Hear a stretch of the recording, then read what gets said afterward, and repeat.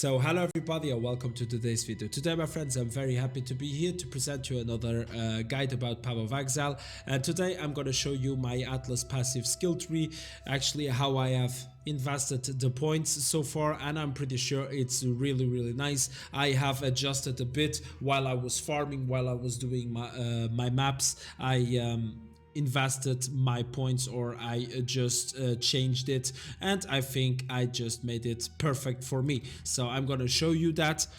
So the Atlas passive skill tree, also why I'm doing the video just now, because it was implanted this week, so I couldn't do the guide before. So actually, as you know, my playstyle is pretty much like I go into a map, I don't want to waste too much time into it, so I don't go for like mechanics that take way too long. Also, I'm not a rusher, okay?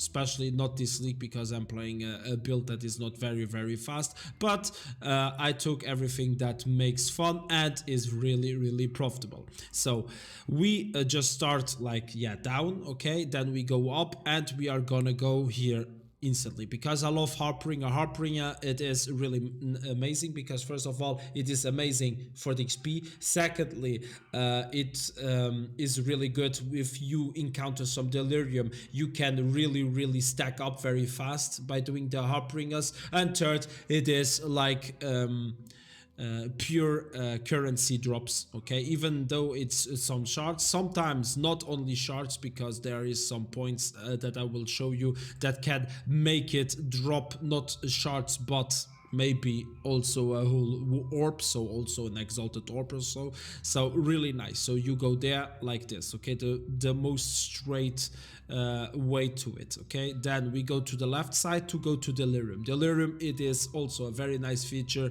because it's really profitable, and people are really doing them because you get a lot of it. So we are gonna take this, because areas have 4% chance to contain a mirror of Delirium. It is amazing, okay, so 4% chance more. So basically every 25th map you will like encounter Delirium. It is much more because of the other small nodes and also others that we are taking, but I'm not talking about the small nodes, we are always talking about the big nodes. Then we go straight up, we go left to another Delirium nodes. So we are gonna take this one. The Delirium fog in areas dissipates 35% slower and 10 additional seconds, okay, before dissipating. And right, we are going Delirium in areas increase 50% faster with distance from the mirror. What is really amazing, I stack up always, and I'm very slow, always over 5, sometimes 6, okay, but 5 minimum I go, and I'm not really rushing like crazy. Then we go up here, and then we go left straight, and we are taking every single point here from Delirium, okay, because here Delirium encounters in areas have 8% chance to generate 3 additional reward types. When this happens, my friends, it is really profitable, okay. So you will then start with 4 rewards, what is amazing, okay. Then we have here Delirium encounters in areas are 100% more likely to spawn unique bosses, so much more chances to get like double to encounter a boss. And those bosses are like they have 50% increased simulacrum splinters and 50% increased chance to drop unique cluster jewels. Really nice. And then we go for this one.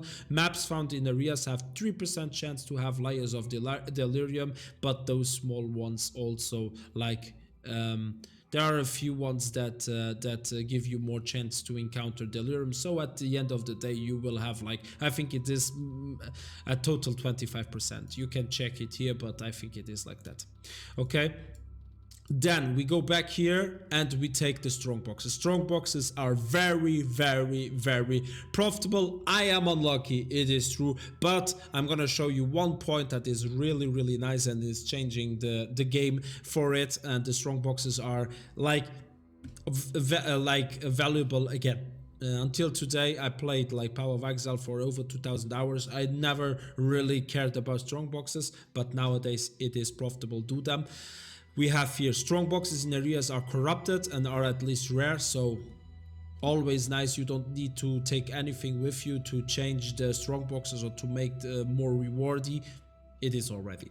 Then stronger boxes in areas have 6% chance to be an operative strong box. That's something that you want, because the operative strong box, that's like, it's gonna drop any reward. That means a bit of everything, so that's really profitable, and a lot of them. Okay, but why is it profitable? Before we arrive there, it is because of that, because of those points here. Strong boxes in areas contain duplicated currency items, so every currency item that drops from strong boxes are doubled. So imagine Exalted Orb, you will then drop 2. Then here, strong boxes in areas contain duplicated divination cards. That means a big card drop, or you encounter like divination strong box, okay, diviners something. Then you will have every card doubled. That means maybe big money incoming. And yeah, strong boxes in areas contain duplicated map items, what is really nice also. But yeah, but before we like arrive there, we are gonna take the Harbingers. Okay, here also Harbingers in area have 25% chance to be replaced by a powerful Harbinger boss, and when the boss arrives, is a bit more rippy, but really good. Okay, the rewards are really good. Then we are gonna take those here, like 1% increased quantity of item found in areas, that 3 times, so that means 3% increased quantity and 15 increased rarity of item. I have to admit, I have never had like so many pure like, no, not pure, but exalted orb drops. Okay, pure ones, yeah.